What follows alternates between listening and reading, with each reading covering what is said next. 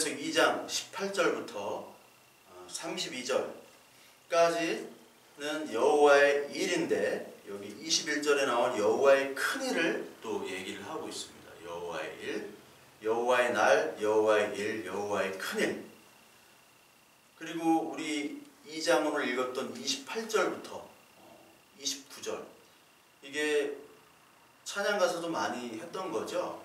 이게 오순절 성령을 나타내는 것이라고 많이들 들었을 겁니다. 그래서 오늘 이른비와 늦은비를 18절부터 이야기를 하시면서 이제 전에 얘기했던 그 여호와의 날 때 심판을 얘기했을 때, 심판은 동시에 구원의 날인데 그 심판이 있는 그 여호와의 날 때 너희들이 옷을 찢지 말고 마음을 찢을 그때에로부터 18절이 시작이 되는 겁니다.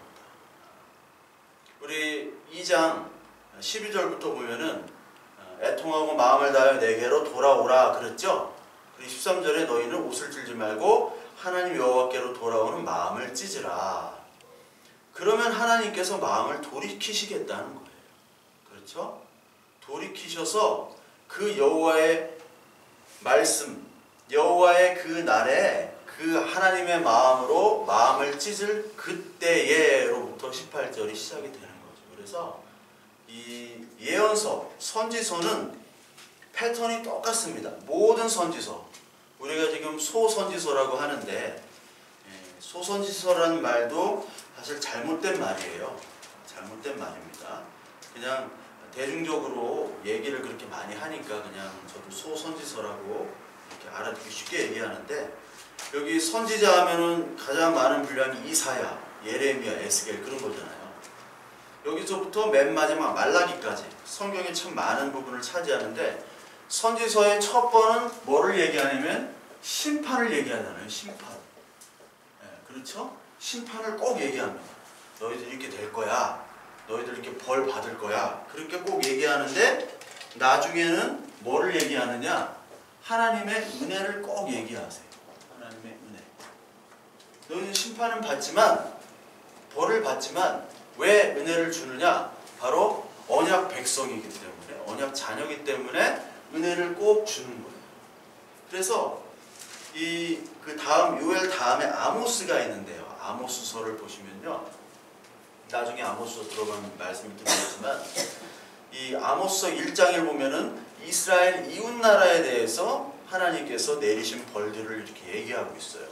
그래서 모압, 암몬, 다메섹은 이 아람, 수리아를 얘기하는 거고, 아시리아, 그리고 에돔, 여기 블레셋 다 얘기를 합니다. 이러한 범죄들, 이방인들에 대한 범죄를 얘기하고, 나중에 누구를 얘기하냐면 유다와 이스라엘에게 내린 벌을 얘기해요. 그러니까 주변국들의 죄들을 다 얘기한 다음에 그 다음에 너의 죄를 마지막으로 두시는 거예요. 그 주변국들의 이야기를, 그 죄들을 하나님께서 얘기하실 때 이스라엘이나 유다가, 그래요 하나님, 저놈들이 우리를 저렇게 나쁘게 대하고 우리를 학대하고 우리를 침입하고 그리고 포로로 잡아갔어요. 저놈들 죽여주세요 했는데 마지막에, 그래 저놈들 내가 벌을 내릴게. 근데 마지막은 니놈들이 진짜 나쁜 놈들이다 라고 고발을 하는 거예요. 그러니까 성경은 전체가 다, 예수님도 오셔가지고 죄만 얘기하셨잖아요. 너희들은 이런 죄를 졌고 이러한 모습들은 잘못됐고, 지적을 계속 하신 거예요. 너희가 지금 최고 잘못이다. 그런데 나중에는 어떻게 되느냐? 그 이방인들은 심판에만 머무르는 거죠. 왜? 하나님의 자녀가 아니기 때문에. 하나님의 자녀는 은혜, 하나님의 자녀는 회복이 되는 겁니다. 마찬가지로 요엘서도 똑같은 구조입니다.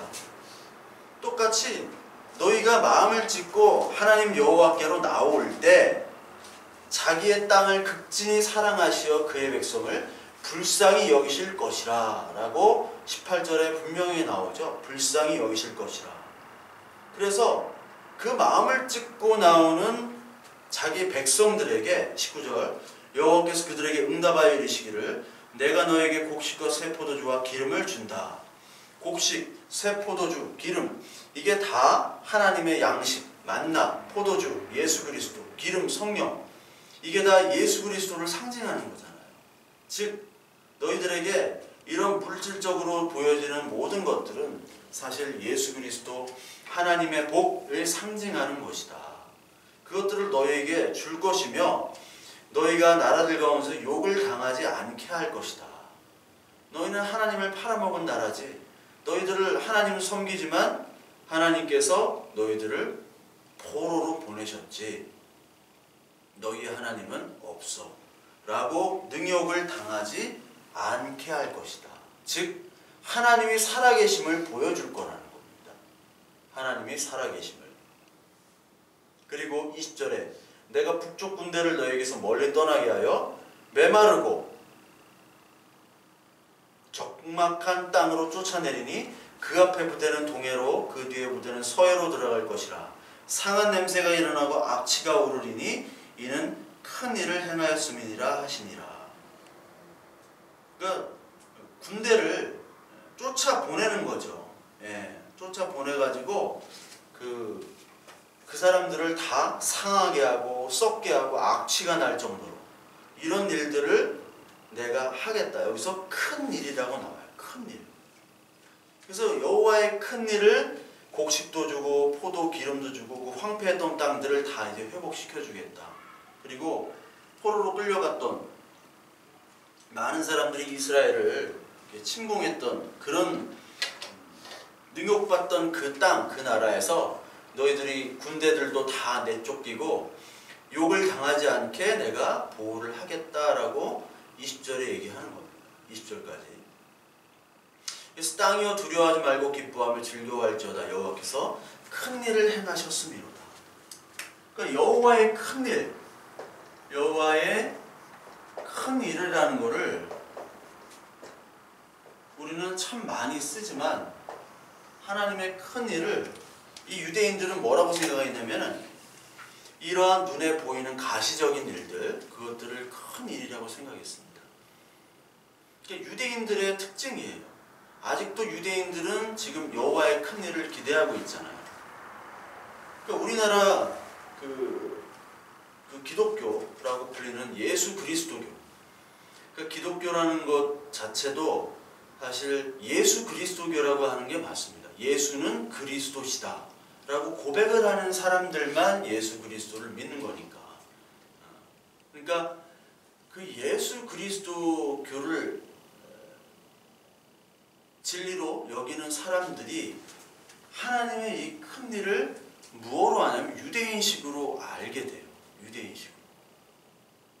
그래서 우리 많은 교회들, 많은 교우들이 하나님이 큰 일을 하셨다라고 하면은 물질적인 회복이나 건강의 회복이나 아니면은 이 교회가 되게 사람으로 많이 북적이거나 그런 것들을 상징을 하고 상상을 하잖아요.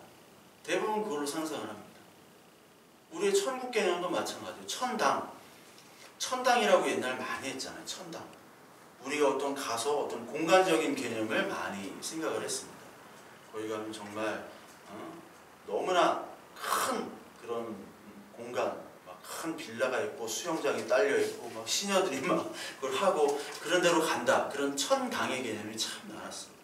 우리 계시록 살펴봤지만 그런 공간도 물론 있겠죠. 있는데 그런 공간보다는 새 예루살렘 교회, 예수 그리스도를 나타내는, 우리가 예수 그리스도가 된 우리를 상징하는 게 성경 전체가 나오는 거잖아요. 그거를 성경 전체가 얘기하는 건데 이 큰 일을 너무나 상징적인, 그러니까 너무나 물질적인 것으로만 여호와의 큰 일을 본다는 것이죠. 그게 유대인적 사고고 이 세상의 사고관이고 종교적 사고관입니다. 그거를 깨트려져야지만이 하나님 예수 그리스도를 예수는 그리스도시다라고 고백을 할 수 있는 거예요. 그게 깨트려지지 아니하면 예수는 메시아인데 어떤 메시아? 정치적인 메시아, 경제적인 메시아, 나의 욕구를 충족시키는 그런 메시아밖에 될 수가 없는 거죠. 성경 전체는 그것들을 전체적으로 부인하고 있습니다. 그런 메시아는 없다는 거예요. 그래서 여호와의 큰 일이라는 건 뭐냐면 그 뒤에 나오죠. 앞에도 나오고 뒤에도 나와요. 여호와의 큰 일은 뭐냐면 2장 앞에 옷을 찢지 말고 마음을 찢고 하나님께로 돌아오게 되는 것, 만들어지는 것이 바로 여호와의 큰 일입니다. 그리고 여호와의 큰 일의 클라이막스는 28절이에요. 28절, 29절. 그 후에 내가 내 영을 만민에게 부어주리니 너희 자녀들이 장래일을 말할 것이며 너희 늙은이는 꿈을 꾸며 너희 젊은이 이상을 보며 그때 내가 또 내 영을 남종과 여종에게 부어줄 것이며 이렇게 얘기하잖아요. 그리고 32절에 누구든지 여호와의 이름을 부르는 자는 구원을 얻는다. 하나님께서 하나님의 영 성령으로 우리에게 부어주셔서 그 성령으로 말미암아 하나님 그 예수가 그리스도임을 깨닫는 사람들이 마지막 여호와의 날에 여호와, 그냥 하나님이 아니라 막 주여주여가 아니라 그 분명한 출애굽하신 우리를 죄에서 구원하신 그 여호와를 부르짖는 자로 만들어주시는 것이 바로 하나님의 큰 일이라는 겁니다.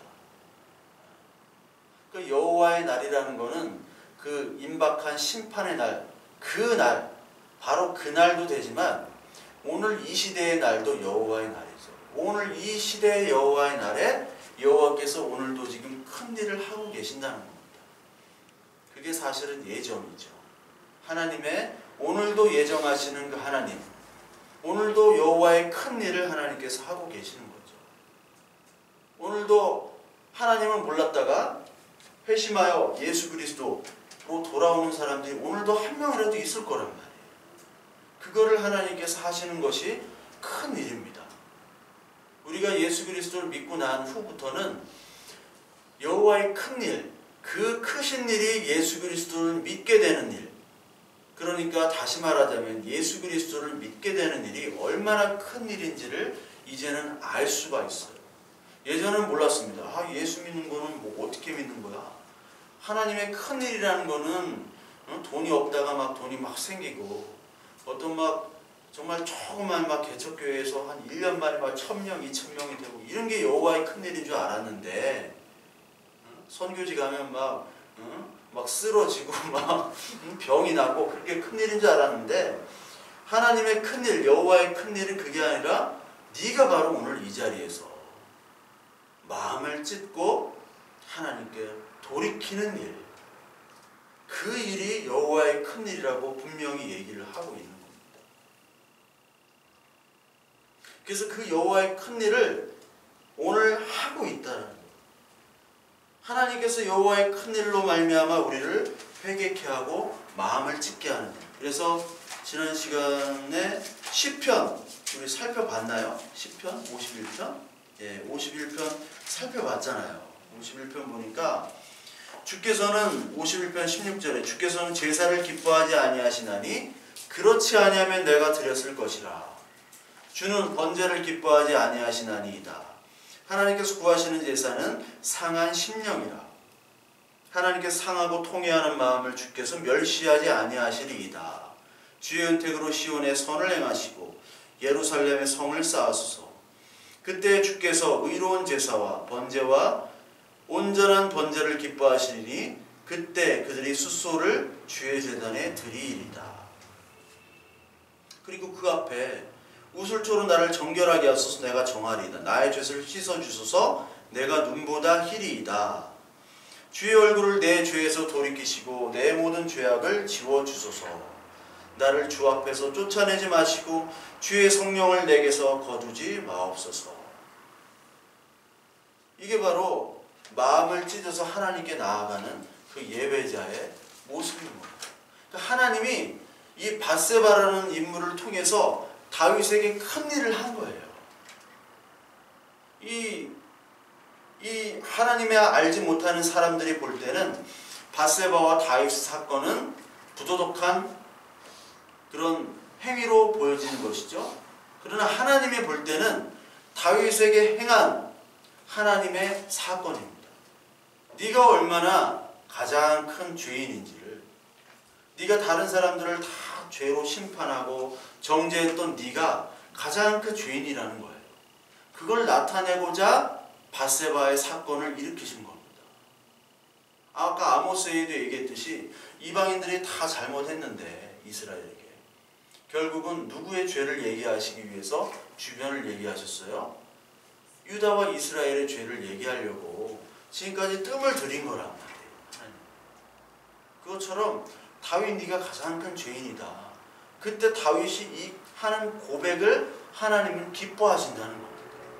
이 마음을 찢는 예배가 아니고서 그냥 소 드리고 뭐 비둘기 잡고 이런 것들 제사 행위로는 하나님을 전혀 기쁘게 하시지 못한다는 거예요. 그게 하나님의 큰 일을 오늘 이루어지시는 거죠.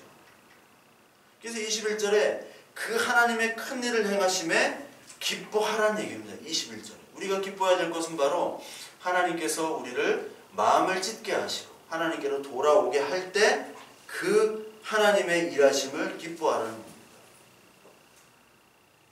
그리고 들짐승들아 두려워하지 말지어다. 들에 풀이 싹이 나며 나무가 열매를 맺으며 무화과 나무와 포도나무가 다 힘을 내는구나. 이게 다 하나님 안에서의 풍성함을 상징하는 겁니다. 우리의 신앙적인 풍성함입니다. 시온의 자녀들아 너희는 너희 하나님 여호와를 말미암아 기뻐하며 즐거워할지어다. 그가 너희를 위하여 비를 내리시되 이른 비를 너희에게 적당하게 주시리니 이른 비와 늦은 비가 예전과 같을 것이라. 그러니까 이스라엘 땅에는 비가 내려야 되는 땅이잖아요.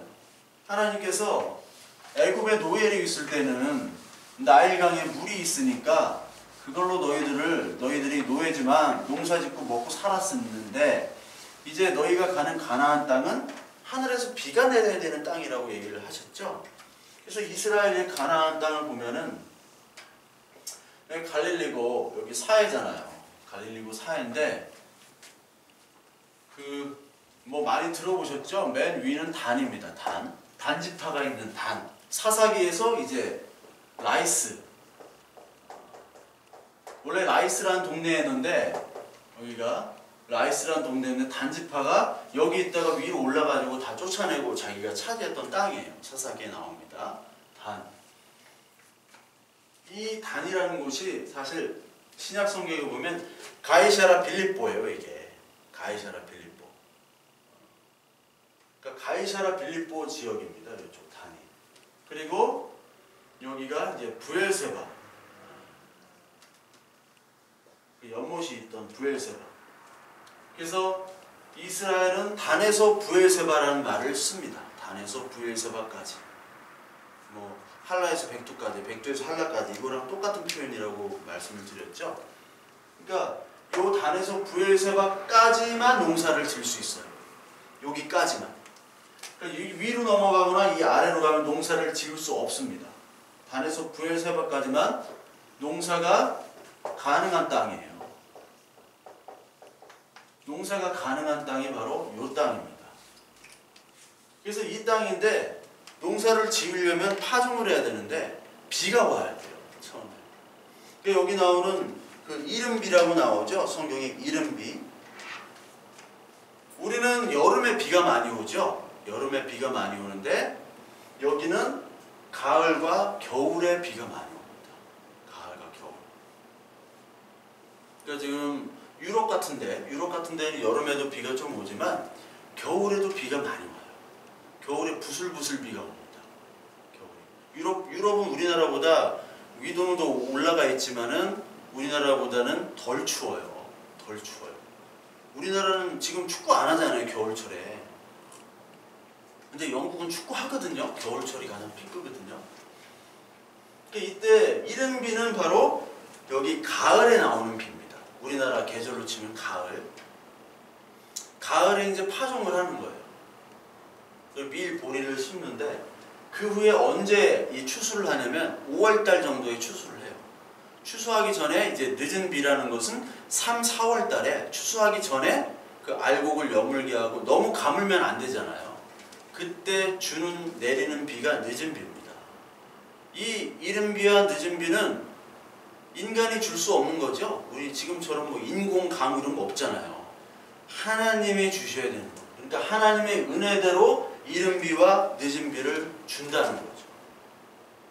그러니까 하나님의 은혜 없이는 이 이른 비와 늦은 비를 내리지 않을 것이다. 그런데 너희들이 회개하지 않을 때는 내가 내리지 않았지만 23절에 이제는 이른 비와 늦은 비가 예전과 같을 것이니라 라고 하나님의 은혜를 얘기하는 거예요. 그러니까 내가 너에게 은혜를 베풀어 주겠다는 상징입니다. 근데 이게 이른 비와 늦은 비, 특히 이제 늦은 비 운동이라고 여러분 들어보셨나요? 늦은 비 운동? 신사도로는 들어봤죠? 신사도 운동. 신사도 찾아보면 뭐 인물들이 쫙 나옵니다.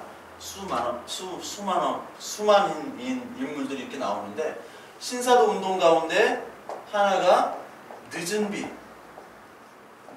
운동이에요. 늦은 비 운동.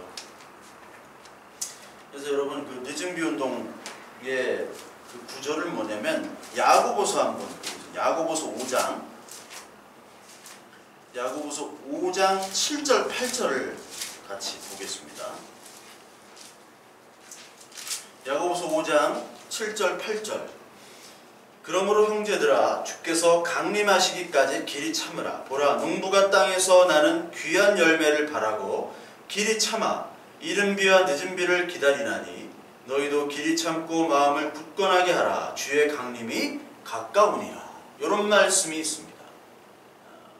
야고보서의 5장 7절부터 8절까지. 이게 이른 비와 늦은 비, 거기에서 주의 강림을 또 얘기합니다. 강림. 그러니까 주의 강림, 주의 영이 강림할 때 이른 비와 늦은 비가 얘기하는데, 이 늦은 비 운동 측은 뭐를 얘기하면, 이른 비는 뭐냐면 오순절 성령 강림 사건을 얘기해요. 이른 비는. 늦은 비는 뭐냐? 오순절 성령 강림 사건 이후에 또 한 번의 어떤 강력한 그런 오순절 같은 사건이 임한다는 겁니다. 그때 하나님께서 마지막으로 추수할 사람들을 다 골라낸다는 거예요. 그러니까 이쪽 신사도운동 쪽은 막 기도하면 막 쓰러져야 돼요. 예. 기도하면 쓰러지고 안 쓰러지면 넘어뜨리고 막 그런단 말이에요. 신사도운동. 어떤 사람은 웃음의 영이 있다고 해가지고 미친놈처럼 막 웃으며 돌아다녀요. 그런 데 많이 있습니다. 예? 그런데 집회 실제로 있어요. 막 웃음의 영을 준다고 해가지고 예, 안 우는 사람 뭐냐고 지금 마귀가 꼈다고 해가지고 안 웃으면 큰일 나요. 그때 이렇게 웃어요. 아니 억지로는 웃을 수 있는데 어떻게 2시간 내내 그거는 귀신해야 돼. 이거는 그런 걸 하고 있는 데가 바로 늦은 비 운동 이런 데, 신사도 운동 같은데. 예. 거기 막 주문을 외우잖아요. 신사도 운동으로 영상들 보면 주문을 외워요. 이게 뭐 기도가 아니라 주문을 외우고, 미국에 제가 옛날에 한 7, 8년 전에 신사도 운동에 대해서 7, 8년, 한 10년 됐죠. 10년 전에 이게 성도들한테 신사도 운동에 대해서 한 몇 시간 강의를 한 것 같아요. 예. 그런데 그때 영상들을 제가 보여드리고 그랬거든요. 근데 지금 이름도 잊어버렸습니다. 미국의 신사도 운동가들이 많은데 거기 보면 이제 다 이렇게 문신들을 그것도 뱀 문신을 그렇게 온몸에다가 하고, 목사예요, 목사 타이틀을. 뱀 문신을 해가지고 뭐 주문을 막 뱅뱅 하는데, 이 뱅이 이제 폭발한다는 그런 뜻이잖아요, 영어로. 근데 뭐 그런 주문을 외우면 막 웃다가 쓰러지다가 막 거품 물다가 막 그래요. 네, 늦은 비 운동도 좀 그런 형태입니다. 그러니까 마지막 늦은 비 때 하나님의 은혜가 이런 식으로 나온다는 거예요. 근데 이런 늦은 비, 이른 비 이런 거는 임의적으로 자기들이 해석을 하는 거죠. 자기들에게 맞추는 거예요. 그러니까 하나님의 말씀과는 전혀 관계가 없는 겁니다. 특히 여러분 그 하나님의 교회라고 아시죠? 하나님의 교회. 하나님의 교회가 교세가 정말 커요. 교세가. 그리고 젊은 사람들이 많습니다. 뭐 안상홍 100주년이래요. 안상홍 탄신 100주년. 올해가. 1919년에 태어났나 봐요. 언제 태어났는지 모르겠지만 뭐 100주년 탄신을 해가지고, 안상홍이 이제 성령님이니까요. 안상홍 죽었고 지금 부인 장길자가 이어받아가지고 하나님 어머니의 교회.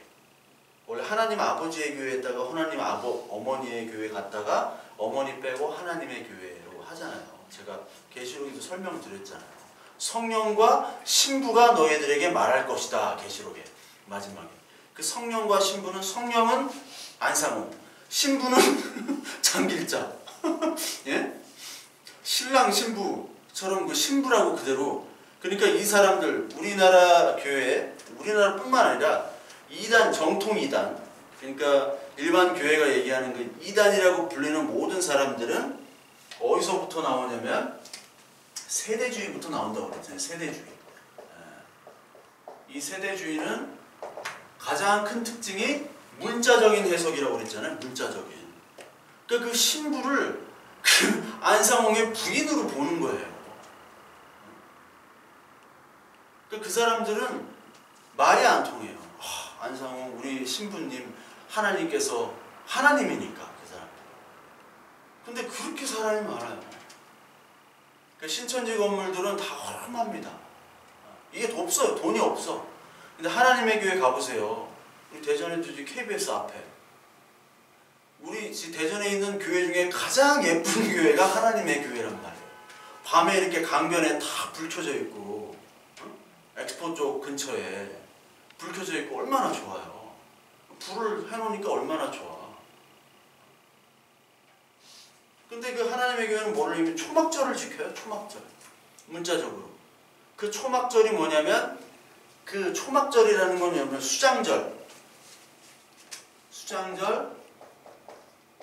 수장절이라고 하죠. 초막절. 초막절입니다.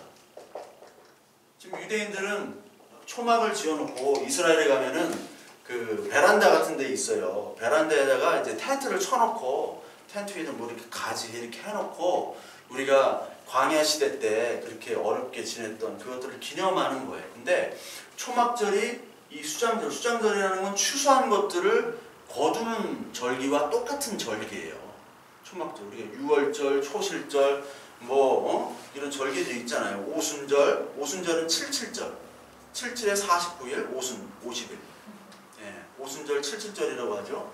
근데 수장절은 초막절이에요. 수장절은 뭐냐면 맨 마지막 하나님께서 알곡을 걷어들인다는 거예요. 그러니까 늦은 비 운동이랑 똑같은 겁니다. 어떻게 보면. 그러니까 맨 마지막에 이 초막절, 이 수장절을 지키는 것들을 얘네들은 굉장히 중요시 여겨요. 하나님의 교회는. 왜 초막절을 지키느냐? 얘네들 6월절도 지키고 다 지켜요. 왜? 세대주의는 문자적인 해석이기 때문에. 왜 니네 교회들은 안 지키냐? 왜 안 지키냐 이것들을. 왜 안 지키고 맨날 우리만 지켜야 되냐? 우리가 이걸 지키기 때문에 우리가 진짜라는 겁니다. 그 근거를 어디서 나오냐면 스가랴서 14장을 보면요. 스가랴서 14장, 우리 말라기 바로 전인데 14장 16절 17절을 보면 예루살렘을 치러 왔던 이방 나라 중에 남은 자가 해마다 올라와서 그 왕 만군의 여호와께 경배하며 초막절을 지킬 것이라. 땅에 있는 족속들 중에 그 왕 만군의 여호와를 경배하러 예루살렘에 올라오지 아니한 자들에게는 비를 내리지 아니하실 것인즉, 이 비도 또 늦은 비를 얘기하는 거예요. 늦은 비.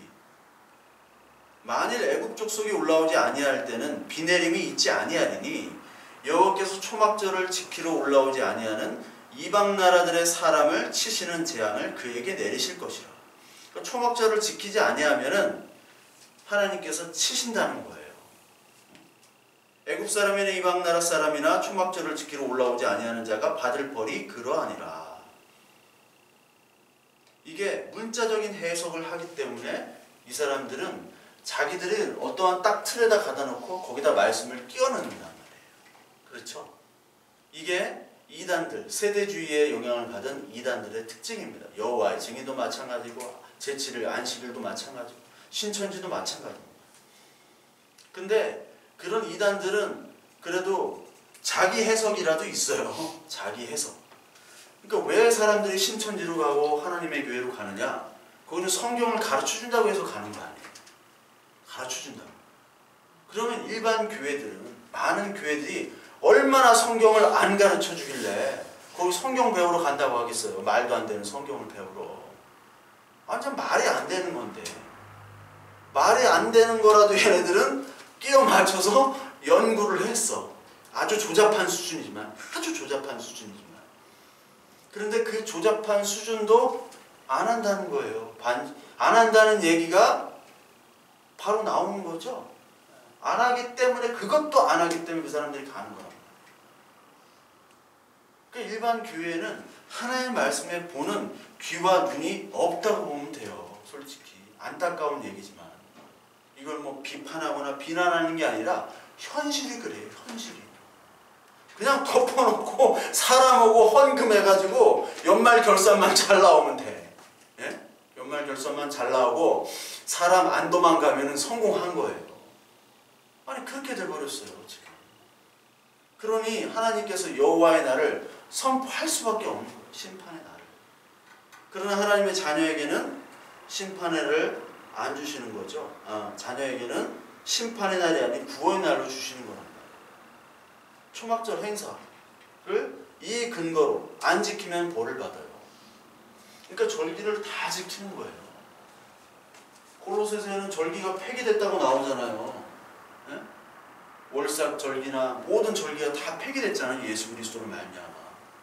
그 얘네들은 아직까지 구약에 머물러 있는 거예요. 구약의 모든 말씀은 신약의 예수 그리스도 이 복음 계시의 말씀으로 완결이 돼야 돼요. 그러니까 구약만으로는 성경이 이루어질 수 없는 겁니다. 또한 신약의 말씀들, 계시록을 보면요, 이 계시록의 말씀들이 다 구약의 내용이잖아요. 그 신약을 보려면 구약을 봐야 되고 구약을 보려면 신약을 봐야 된단 말이에요. 이게 따로따로 노는 게 아닙니다. 근데 얘네들은 지금 따로따로 놀고 있어요. 얘네들 뿐만 아니라 모든 사람들이 지금 따로따로 노는 거예요. 그러니까 예수 그리스도로 모든 것들이 해석이 되고 통합이 돼야 됨에도 불구하고 우리는 우리의 생각과 우리의 욕망과 우리의 목표를 가지고 이 하나님의 말씀을 왜곡하고 그걸 합리화시키는 것. 그것에 도 같은 사람들이 지금 다 모여 앉아가지고 주여 주여 주님의 이름을 외치고 있습니다. 그러니까 주님의 이름만 외치면 된다고 하니까 오늘도 지금 주님의 이름을 마지막에 외치라고 그러잖아요. 여기 32절에 누구든지 여호와의 이름을 부르는 자는 구원을 얻으리니. 그러니까 주의 이름만 부르면 우리는 된다. 근데 성경에서 요엘서에서 여호와 하나님이라고 계속 성경은 나오잖아요. 제가 여호와를 설명을 드렸잖아요. 그냥 하나님이 아니라 여호와 하느님이라고 하면 안 됩니까? 이단입니까? 아니 하느님이나 하나님이나 하누림이나 뭐 하여튼 여호와가 무엇인지 나에게 어떤 의미인지 그 여호와가 하신 일들이 어떤 일인지를 알면 여호와 하느님이라고 해도 상관이 없어요. 이렇게 해도 돼 기도를. 우리 조카가 기도할 때는 이렇게 말고 이렇게 해야 된다고 그래가지고 이렇게 말고 이렇게 뭐 이렇게 이렇게 하면 안 되는 거야? 이렇게 하면 안 돼. 이렇게 하라고 그랬다고. 그러니까 우리는 거기에만 늘 머물러 있는 거예요. 여기 27절에 그러니까 하나님의 일에 내가 이스라엘 가운데에서 너희 하나님 여호와가 되고 다른 이가 없는 줄 너희가 알 것이라. 이게 바로 여호와잖아요. 여호와. 25절 26절에 하나님께서 그 여호와의 날에 메뚜기, 느치, 황충, 팥중이를 보냈죠. 그래서 심판을 했잖아요. 이방의 백성들을 통해서 자기의 백성을 심판을 했습니다. 몽둥이로 치셨단 말이에요. 근데 그것들을 나중에는 지금 다 갚아주겠다라고 하죠.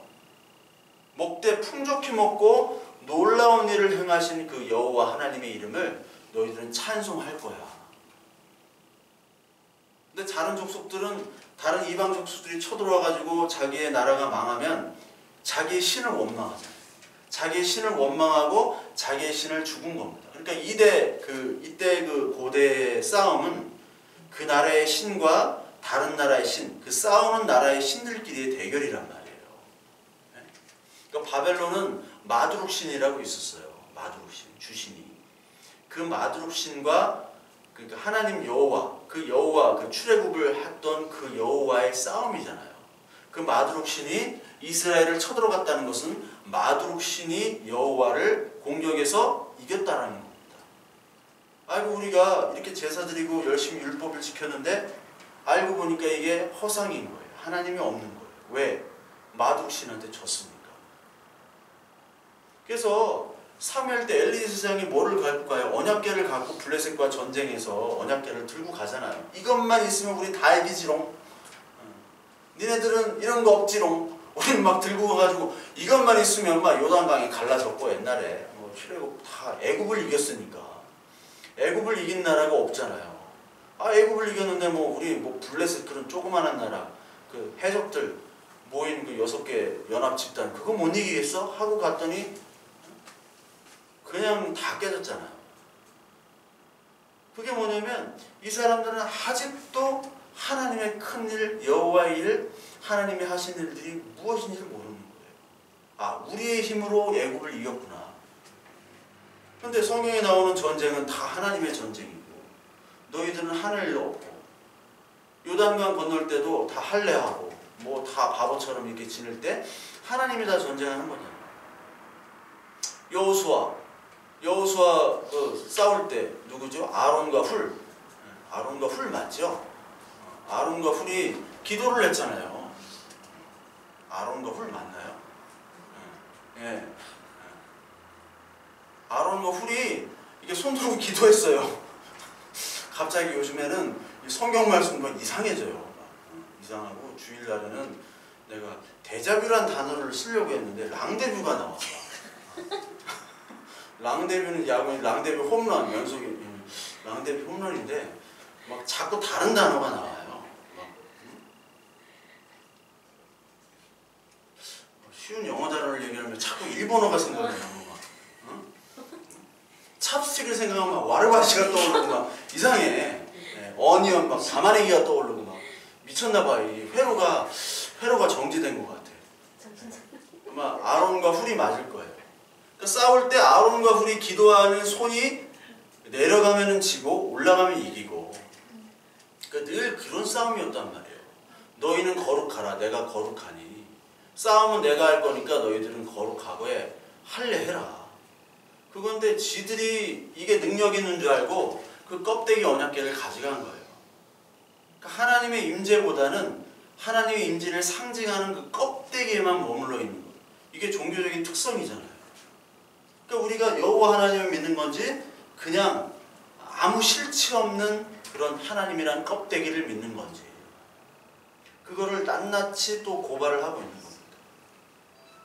그러니까 내가 너희들 갚은 대로 나중에 다 보상해 주겠다. 왜? 심판에서 하나님의 은혜로 하나님의 자녀들을 만들어 주시고 축복해 주시니까.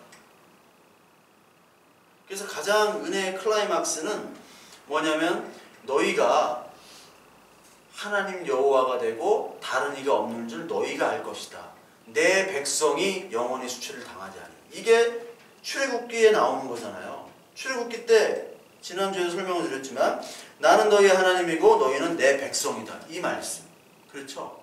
계시록에도 맨 마지막에 내가 하나님이야. 내가 네 아버지야. 그리고 너희는 내 백성이다. 이거를 알려주려고 하는 거잖아요. 옛날에는 그냥 육신의 아버지, 육신의 어머니만 내 부모인 줄 알았는데 아, 하나님이 우리를 창조하시고 오늘도 이끌어 가시는구나. 그걸 통해서 하나님께서 내가 바로 여호와야. 너를 구원한 여호와라고 오늘 주시는 그 말씀의 일이 여호와의 큰 일입니다. 그거를 알기 위해서는 하나님께서 여기 28절부터 나오는 하나님의 영, 성령이 임해야 된다는 거예요. 성령이 임해야지 하나님의 큰 일이 이루어진다는 거죠. 이게 구원이고 이게 회개고 이게 회복이잖아요. 회복, 은혜. 그러니까 하나님의 영을 부어주시는 사건을 요엘서에서 2장 28절에서 계속해서 얘기하고 계시거든요. 그래서 예전엔 죽은 자였습니다. 죽은 자에게 하나님의 영을 보내주셨다. 에스겔서 37장 7절부터 14절까지 보면 이게 마른 뼈 환상이 나오잖아요. 에스겔서 37장. 그러니까 우리의 예전의 죄의 상태, 현재의 죄인의 모습, 가망이 없는 모습. 뼈다 그거 무슨 가망이 있겠어요. 죽은 건데. 아무 생명이 없는 건데. 거기에 하나님께서 다시 영을 부어주셔서 군대로 만들어주시는 사건. 그러니까 남들은 다 심판날이지만 그 여호와의 날에 내가 너희에게 성령, 하나님의 영을 부어줘서 너희를 다시 살리겠다. 우리가 하나님께서 우리 인간을 만들 때 호흡을 코에다가 주셨잖아요. 그 영을 주신 거거든요. 그러니까 흙이 아무런 존재감이 없는 그 흙에서 그 영으로 생기가 들어가서 우리가 만들어졌듯이 그 마른 뼈에서 하나님께서 만들어 주신다는 것. 즉 내가 너희를 구할 거야. 죽음에서 사망에서 너희를 생명으로 구할 것이고 너의 타락과 세상에 휩쓸려가는 그런 모습에서 내가 너희를 구별된 거룩으로 너희를 만들 것이다 라고 하는 그 클라이막스가 성령을 주는 겁니다. 그래서 다른 그 잘못된 해석들을 하는 분들은 28절 같은 경우에 영을 만민에게 부어주고 자녀들이 장래를 말하고 그러니까 막 애들 중고등부 애들 와가지고 막 장래를 말해보라고 하고 막 너 왜 못 말해? 너 더 기도해 그렇게 얘기하고 늙은이들 데려다가 꿈 못 꿨어 막 이렇게. 아니 진짜 그래요. 젊은 청년부에다가 너 비전이 뭐야? 너 이상도 없어? 너 하나님 예수 그리스도 믿는 사람들은 여기 이상도 보고 뭐 꿈을 꾸고 다 한다는데 너 믿음이 부족해. 근데 이렇게 협박을 하는데 넘어간다고요, 사람들이. 왜? 다 우리가 보이지 않는 악한 영에 지금 휘말려 있는 거예요. 하나님 말씀이 아니에요. 그때 내 영을 남종과 여종, 이게 종이 아니라 그냥 모든 하나님의 선택된 모든 주의 자녀, 주의 종이라고 보는 그 자녀들에게 다 부어주신다는 거예요. 그 사건 성령 강림이 바로 오순절 성령 강림이고 예수님께서 성령 강림 때 이런 일이 벌어질 거야 라고 요한복음 15장에서 말씀하시잖아요. 요한복음 15장 26절 한번 볼게요. 15장 26절.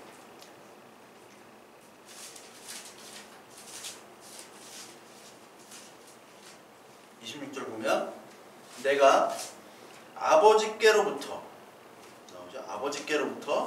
너희에게 보낼 보혜사 곧 아버지께로부터 나오시는 진리의 성령이 오실 때 그가 나를 증언하실 것이요 너희도 처음부터 나와 함께 있었으므로 증언하느니라. 보혜사는 여기서 대신 위로해 주시고 그리고 우리를 변호해 주시는 분. 그러니까 우리가 하나님의 말씀을 알지 못하는 자에서 하나님의 말씀을 대신 알려주시는 분, 그리고 위로해 주시는 분이 바로 성령이죠. 근데 이게 성령의 맨 앞에 붙는 것이 진리의 성령이라고 합니다. 그러니까 성령 하나님이라는 것은 그러니까 성령님은 하나님입니다. 예수님은 하나님이고 그 성부 하나님이 하나님이고 이제 성령 하나님은 우리에게 이 진리의 말씀을 깨닫게 알려주시는 성령님이세요. 그런 영이세요. 그러니까 이렇게 뇌전비 이른비처럼 막 웃음의 영이라고 하고 웃어야 돼요. 웃음의 영 그리고 막 저주의 영 이상한 영들이 많아요. 그런 데는 이제 방언을 해야 돼요. 여기 마태복음 맨 마지막에 너희들은 무슨 독을 마실지라도 해하지 않고 뭐 무슨 새 방언을 한다고 마가복음인가 맨 마지막에. 그 실제로 독을 마신 사람도 있어요. 독을 마셔가지고 응급실에 실려가고 진짜 있습니다. 진짜로. 새 방언이 뭘까? 그래서 어떤 사람은요 진짜 그걸 새로 알아요. 버드. 미친 사람들만 새 방언 막 새가 날아든다 다른 놈들은 못 당해요 막 이상한 소리 하고 막 춤을 추면서 웃으면서 막 춤을 춰요. 진짜 그런다니까요. 이게 웃기잖아요. 진짜 그래요. 미친 사람들이 많아요. 독을 마신다는 거, 독을. 그 독의 의미가 뭔지도 모르고 생각도 안 해. 그냥 마시는 거예요. 그냥 안 죽는다고 했으니까. 네? 상함이 없다고 하니까. 이게 그렇게 되는 거예요.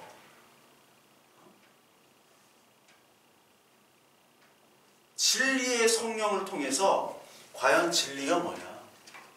그 진리의 성령은 16장 7절부터 13절에 나오죠. 너무나 많이 아시는 16장 8절에 그가 와서 성령이 와서 죄에 대하여 의에 대하여 심판에 대하여 세상을 책망하시리라.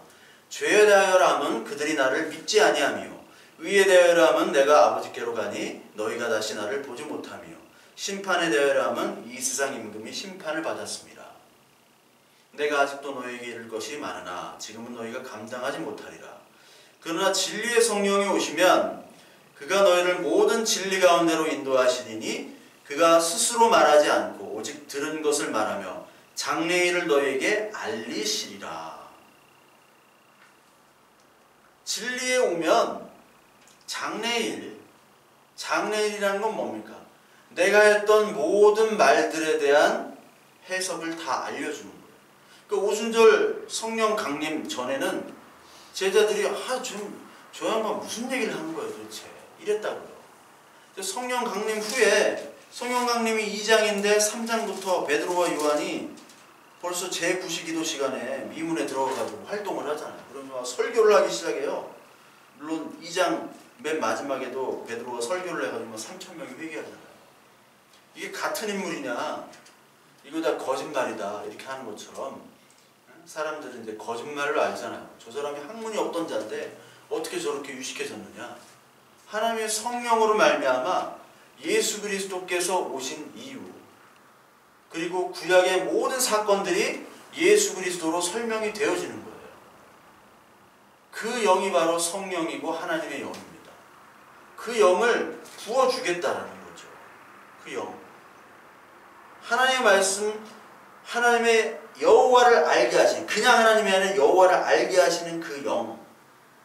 그러니까 하나님이 하셔야 되기 때문에 이거는 어떻게 보면은 우리 인간의 힘으로 되지 않고 쉬운 일이 아니에요. 근데 동시에 하나님이 하시기 때문에 또 어려운 일도 아니란 말이에요. 단 우리에게는 이것이 가장 어려운 일이기 때문에 이게 하나님의 큰 일이에요. 큰 일. 이렇게 조그만한 예배당에서 나중에 한 1년 만에 1000명으로 늘어난다. 이거는 인간이 할 수가 있어요. 할 수. 일단 채우면 되잖아. 오늘 출석마다 5만원씩 문 앞에 서가지고 5만원씩 나눠드려. 뭐 대출을 땡기든 하여튼 뭐 해가지고 한 번 할 수 있잖아요. 어떻게든지 인간은 할 수는 있어요. 그러나 한 사람이 천하보다 귀한 그 영혼이 죄인에서 하나님의 말씀을 깨닫고 하나님을 안다는 것은 이 세상에서 사람의 힘으로 돈으로 어떤 능력으로도 절대로 되지 않는 일입니다. 그렇기 때문에 하나님의 일이에요.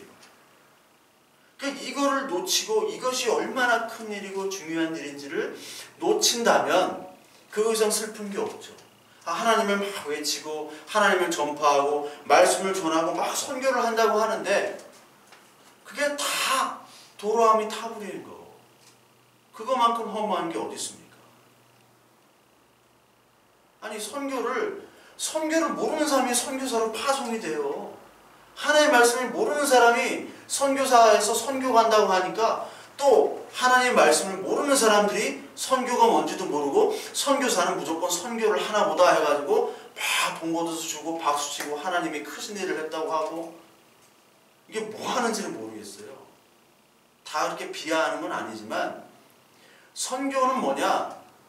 내가 하나님의 일을 하는 겁니다. 하나님의 일이 뭐예요? 내가 마음을 찢고 하나님께 나오는 게 선교예요. 뭐 말도 안 통하는 데 가가지고 무슨 선교를 해요. 여기서 선교를 못 하는데 여기서 내가 마음을 못 찢고 하나님의 말씀을 알지를 못하는데 무슨 뭐 단기 선교 간다고 조금씩 외우잖아요. 뭐 중국 가면 중국어 하고 막 일본어 막 다다다다다 외워가지고 막 이렇게 하는데 그것도 의미가 있지만 그 선교가 아니라 내가 변화되는 하나님의 큰 일이 바로 선교인 거예요. 선교의 개념도 다 흩어지고 다 모르고 다른 개념으로 접근하면 하나님이 그렇게 기뻐하시지 않는다. 이 하나님의 영, 이 진리의 영을 부어주시면서 동시에 또 30절 내가 이적을 하늘과 땅에 베풀리니 곧 피와 불과 연기 기름이라. 이건 뭐 심판이죠. 심판. 여호와의 크고 두려운 날이 여호와의 또 날이 나옵니다. 이르기 전에 해가 어두워지고 달이 핏빛까지 변하려니와. 이게 여호와의 날이에요. 마태복음 24장 한번 보겠습니다. 마태복음 24장이 이제 맨 마지막 날을 얘기하고 계시죠. 맨 마지막 날 24장 29절 24장 24절부터 읽어보면 거짓 선지자들고 거짓 그리스도들과 거짓 선지자들이 일어나 큰 표적과 기사를 보여 할 수만 있으면 택하신 자들도 미혹하리라. 그러니까 택한 자들이 이런 어떤 핏빛 심판의 날 속에서 하나님의 여호와의 심판의 날에서 거짓 선지자가 등장하는 거예요. 거짓 예수 그리스도가. 그러면 사람들이 너에게 말하되 보라 그리스도가 광야에 있다 하여도 나가지 말고 보라 골방에 있다 하여도 믿지 말라. 29절 그날 환난 후에 즉시 해가 어두워지며 달이 빛을 내지 아니하며 별들이 하늘에서 떨어지며 하늘의 권능들이 흔들리리라. 그때 인자의 징조가 하늘에서 보이겠고 그때 땅의 족속들이 통곡하며 그들이 인자가 구름을 타고 능력과 큰 영광으로 오는 것을 보리라. 그가 큰 나팔 소리와 함께 천사들을 보내리니 그들에게 택하신 자들을 하늘 이 끝에서 저 끝까지 사방에서 모으리라. 심판 때 이런 하늘, 달, 빛을 내지 아니하고 어두워지죠. 마태복음 24장에도 나온 것처럼. 그런데 그때 나팔 소리를 함께 들리면서 나팔은 심판과 동시에 우리의 구원의 자녀들을 모으는 거잖아요. 나팔은 전쟁 때 모든 사람들을 모으는 그런 역할을 하잖아요. 재림 때도 나팔을 불고. 그때 모으는데 어떤 자녀들을 모으느냐. 그 자녀들은 32절 누구든지 여호와 이름을 부르는 자를 구원을 얻는다 라는 거예요. 이 심판 때 크고 두려운 날 해가 어두워지고 달이 핏빛같이 이건 계시록에도 나오잖아요. 계시록 6장에도 나오고 진노의 심판의 모습들이 쭉 나오잖아요. 인의 심판 그리고 대접 나팔 심판 나팔 대접의 심판.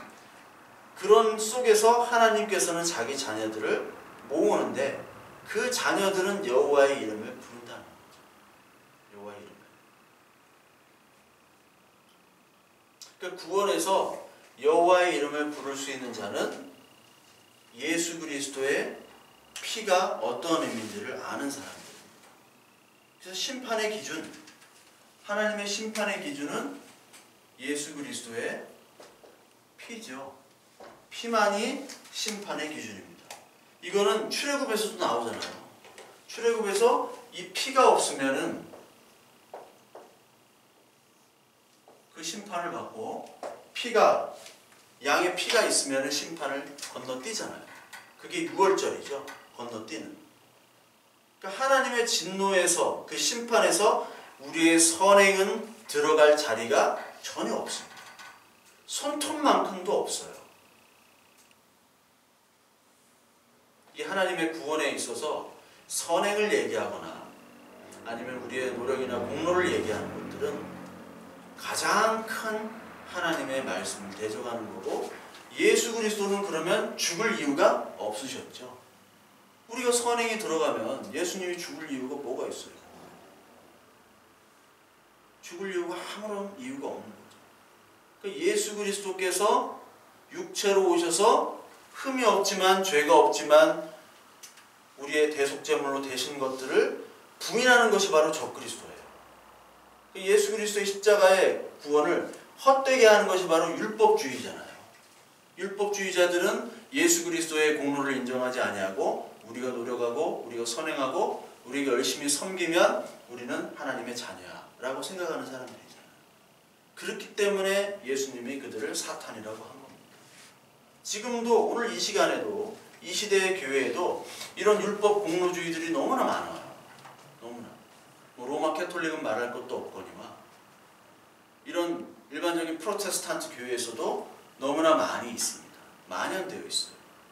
교리는 우리가 알고 있는 것들은 하나님의 은혜로 믿는다고 하면서도 우리의 공로주의, 우리의 어떤 헌신, 노력들을 너무나 자기 하나님 앞에 떳떳하게 나타내고 그리고 사람들에게 인정받는 것 역시도 하나님을 여호와 하나님으로 인정하지 않는 것과 비슷해요. 그러니까 하나님께서는 뭐를 원하시냐? 여호와의 이름을 부르짖는 자, 그 자가 살아남을 것이다. 부르짖는 자가 피할 자가 될 것이다 라고 32절에 결론을 냅니다. 여호와를 부르짖는 게 뭐냐? 주여 주여 외치면 다 되느냐? 누가복음 18장 한번 볼까요? 누가복음 18장에 여호와의 이름을 부르짖는 두 부류가 있습니다. 바리새인과 세리가 있죠. 우리 18장 한번 같이 읽어볼까요? 18장 9절, 우리 9절부터 14절까지 같이 한번 읽겠습니다. 또 자기를 의롭다고 믿고 다른 사람을 멸시하는 자들에게 이 비유로 말씀하시되 두 사람이 기도하러 성전에 올라가니 하나는 바리새인이요 하나는 세리라. 바리새인은 서서 따로 기도하여 이르되 하나님이여 나는 다른 사람들 곧 토색, 불의, 간음을 하는 자들과 같지 아니하고 이 세리와도 같지 아니함을 감사하나이다. 나는 일회에 2번씩 금식하고 또 소득의 11조를 드리나이다 하고 세리는 멀리서 감히 눈을 들어 하늘을 쳐다보지 못하고 다만 가슴을 치며 이르되 하나님이여 불쌍히 여기소서 나는 죄인일소로이다 하였느니라. 내가 너에게 이르노니 이에 저 바리새인이 아니고 이 사람이 의롭다 하심을 받고 그의 집으로 내려갔느니라. 무릇 자기를 높이는 자는 낮아지고 자기를 낮추는 자는 높아지리라 하시니라. 이게 두 부류가 있잖아요. 바리새인은 뭐를 자랑했습니까?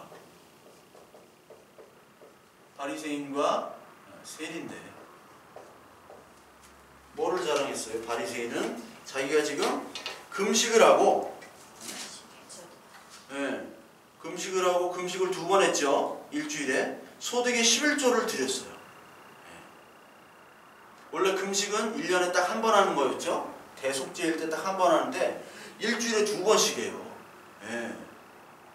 근데 막 우리 한국교회 목사님하고는 뭐 상대가 아니야. 한국교회 목사 40일 금식에 들어가잖아요. 40일. 목숨을 걸잖아요. 그러니까 40일 금식을 하는 막 목사님들 보면 이 기독교 역사상 이런 건 없어요. 40일 금식 이런 건 없어요. 40일 금식 이런 건 뭐 전무후무한 역사입니다. 절대 깨지지 않는 기네스 기록이에요. 기독교 기네스 기록. 40일 금식. 제가 신학교 들어갈 때 같은 반 어떤 분은 40일 금식을 2번 했대. 신학교 들어가기 위해서 40일 금식. 저는 한 끼 금식도 안 했거든요. 들어갈 때 2번이나 했대. 대단하더라고. 어떻게 그렇게 했어? 그러니까 그러니까 성자가 많아요. 우리나라는 성인들이 많아. 40일 금식을 어떻게 합니까? 40일 금식은 유대인도 한 적이 없어요. 1년에 한 번 하라고 그런 거를 2번씩 했어요. 그러니까 바리새의 기준으로 보면 40일 금식하고 뭐 일주일 금식하고 막 새벽 기도에 막 그렇게 금식 기도하는 분들은 벌써 천국 갔어야 돼요. 천국 갔어야 돼요. 한국교회 목사님들이 많아야 돼. 근데 그것과 전혀 상관이 없잖아요. 근데 바리새인들이 하는 기도를 한번 보세요. 11절에 나는 다른 사람들 곧 토색 불의 간음을 하는 자 같지 아니하고 이 세리와 같지 아니하다. 그러니까 나는 자격이 있다라는 거죠. 이 사람 같지 않다. 이런 인간들 같지 않다. 간음하고 불의하고 토색하고 이런 사람이 아니라 나는 정말 경건한 사람입니다 하고 얘기를 했어요. 근데 세리는 기도를 못했죠. 감히 눈을 들어 하늘 쳐다보지 못하고 가슴을 치며 이르되 하나님의 불쌍히 여기서 나는 죄인이소로다. 이게 가슴을 찢는 거잖아요. 세리에게 하나님의 큰 일이 온 겁니다. 삭개오에게, 그 세리인 삭개오에게 하나님의 큰 일이 온 거예요. 성령의 영, 하나님의 영이 와서 그 삭개오를 변화시킨 겁니다. 근데 하나님의 말씀을 그렇게 잘 지키는 이 바리새인들은 하나님의 영이 없어요. 하나님의 영이. 그러니까 하나님의 영이 있는 사람들은 자기가 얼마나 큰 죄인인지, 죄에 대하여 의에 대하여 심판에 대해 아니까. 근데 이 바리새인은 알지는 못해요. 예수님께서 뭐라고 하시면 무릇 자기를 높이는 자는 낮아지고 자기를 낮추는 자는 높아지리라, 이 말씀을 하시잖아요. 그러면서 세리의 집으로 가시잖아요. 거기서 먹고 마시고 기쁨의 잔치, 천국의 잔치를 여는 거예요. 하나님의 자녀, 하나님의 자녀들은 이처럼 천국의 잔치를 누릴 수 있는 하나님의 자녀의 조건은 성령으로 말미암아 자기의 마음을 찢는 겁니다. 그 찢어야지만이 기쁨의 잔치를 누릴 수 있는 거예요. 찢지 않고 오늘도 자기 자랑하며 자기가 된 자, 높아진 자라고 생각하는 바리새인들과 같은 자면 그 뒤에는 잔치가 없이 피해 잔치, 계시록이 나오는 잔치긴 잔치인데 이게 피해 잔치가 되어버리는 거예요. 축배의 잔치, 혼인의 잔치가 아니라.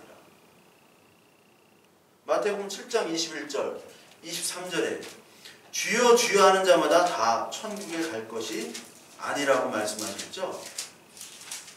그날에 많은 사람들이 나더러 이르되 주여 주여 우리가 주의 이름으로 선지자 노릇을 하며 주의 이름으로 귀신을 쫓아내며 주의 이름으로 많은 권능을 행하지 아니하였나이까 하리니 그때 내가 그들에게 밝히 말하되 내가 너희를 도무지 알지 못하니 불법을 행하는 자들아 내게서 떠나가라 하리라. 이게 주여 주여 외치는 사람들 불법을 행했대요. 내가 주의 이름으로 하나님 여호와의 이름으로 선지자 노릇도 하고 귀신도 쫓아내고 많은 권능을 행했죠. 잘했죠. 했는데 너 몰라. 썩 꺼져. 이게 예수님의 말씀이잖아요. 우리가 얼마나 임의대로 주의 이름을 외치면서 자신을 위해서 하나님의 이름을 부르고 내가 죄인인지도 모르고 하나님이 어떤 분인지도 모르고 그 여호와가 어떤 하나님인지도 모른 채 우리가 주의 이름을 너무나 많이 부르고 있지는 않은 거예요. 주여 주여. 제가 말씀드렸잖아요. 주여만 10,000번 땡기는 교회에 내가 갔다 왔다고 제가. 주여만 10,000번. 무슨 의미인지 모르고 주여 주여 주여 주여 주여 쭉 이것만 1시간에 막 미치겠더라고 막. 쭉 오빠 이거 하면 한 3-4번 하는데 오빠 우리 교회 와서 문화 충격 받지 마. 주여만 10,000번 땡겨. 아니 무슨 주여만 10,000번 땡기는 기도가 어딨어. 아 진짜인데? 가봤더니 주여만 10,000번을 땡기더라고. 주여만 10,000번 땡겨. 무슨 의미가 없어요. 그냥 주여 주여 주여. 그게 하나님께 대한 기도인 줄 아는 거예요. 그런 분들이 당회장하고 노회장하고 총회장을 하는 거예요. 네? 총회장을 해요. 그러니 이게 성경이 뭔지 믿음이 뭔지 아무것도 모르는 사람들이 같이 모여서 주여만 외치면 다 된다. 병도 낫고 인생도 풀리고 복도 받고 자녀들 취직도 잘 되고 장가시집 잘 가고 말년이 풀리고 부부 사이가 회복되고 허경영 아침 점심 저녁 3번만 외치면 모든 게 다 잘 되는 그 허경영과 뭐가 다르겠어요? 똑같죠. 이렇게 외치는 자들은 하나님에 대한 그 마음을 찢는 그 회개, 그 세리와 같은 기도가 아니었고 자기 욕심을 위한 기도였기 때문에 하나님께서는 오늘 이것들을 내가 도무지 알지 못하는 불법이라고 얘기를 하시는 겁니다. 하나님의 합법은 뭐냐? 불법은 외치긴 외쳐도 이게 하나님이 아닌 자기를 위해 외치는 것도 다 불법이에요. 자기가 임의대로 만드는 게 불법이잖아요. 법은 딱 만들어 놓은 거를 지켜야 되는데 지 마음대로 1년에 한 번 금식하면 될 거를 지 마음대로 일주일에 2번 해요. 그게 불법인 거예요. 아니 왜 두 번 해? 내가 절기 이제 다 지키지 말라고 했지, 내가 왔으니까. 근데 아직도 지키고 있잖아. 초막절 지키고 하나님 교회 얘네들. 6월절 한다고 양 뭐 잡아다가 양 잡고 그러잖아요. 그런 교회 많거든요. 이상한 교회들. 6월절을 지킨대요. 양을 잡어. 맥주절은 뭔지 모르겠어. 교회에 딴 헌금, 6월절 헌금 없죠. 뭐 초막절 헌금 없죠. 맥주절 헌금은 있어요. 네, 맥주절 헌금. 네. 추수감사절 성경에 없습니다. 네. 추수감사절. 추수감사절 안 지키면은 이단이 되고. 언제부터 그랬어요? 그러니까 자기 마음대로 빼고 넣고 지 마음대로 하는 게 불법이란 말이에요. 그러면서 하나님만 외치면은 하나님이 우리를 구원해 주실 것이다. 우리는 안전한 백성이다. 아닙니다. 우리는 늘 하나님의 백성인지를 돌봐야 돼요. 자신의 마음을 돌이켜봐야 돼요. 그래서 하나님의 마음이 무엇이고 하나님이 정말 원하시는 것이 무엇이냐.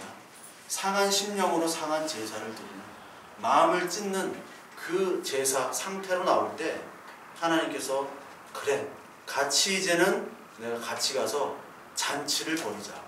기쁨의 잔치, 혼인잔치를 벌이자 하고 하나님께서 여호와 하나님을 부르는 자를 오늘도 받아주시고 심판의 면제를 시켜주시고 그리고 구원의 잔치로 우리를 인도해 주신다는 겁니다.